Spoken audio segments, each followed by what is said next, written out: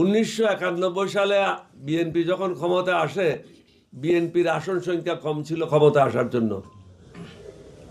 যে আসন পেয়েছিল এই আসন নিয়ে সরকার গঠন করতে পারত না। জামাত ইসলামের সাহায্য নিয়ে তখন সরকার গঠন হয়েছিল। তখন তো জামাত ইসলামের গায়ে গন্ধ ছিল না।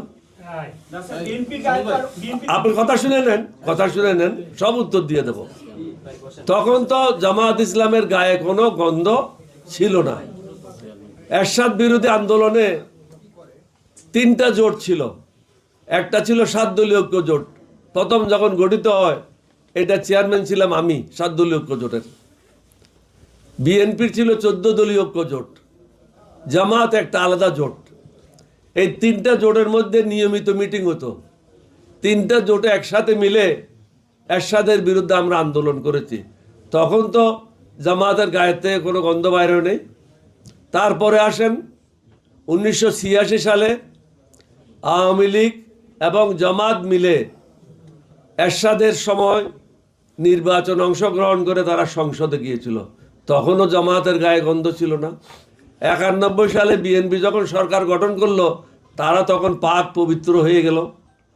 96 সালে জামাত এবং আওয়ামী লীগ মিলে বিএনপির বিরুদ্ধে সংগ্রাম করলো অন্তর্বর্তীকালীন সরকার করার জন্য বা কেয়ারটেকার সরকার করার জন্য।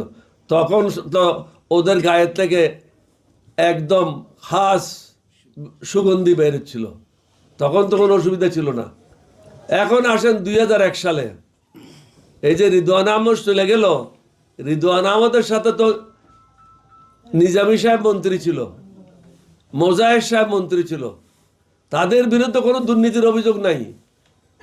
18 বছর এক নাগারে বিএনপির সাথে তারা কাজ করেছে। 2018 সালে জামাতে দানের শীষ নিয়ে নির্বাচন করেছে। তাহলে আওয়ামী লীগও তাদের সাথে কাজ করেছে, বিএনপিও কাজ করেছে। তখন যদি তাদের সুগন্ধি থাকে, আজকে দুর্গন্ধ আসলো কোত্থেকে?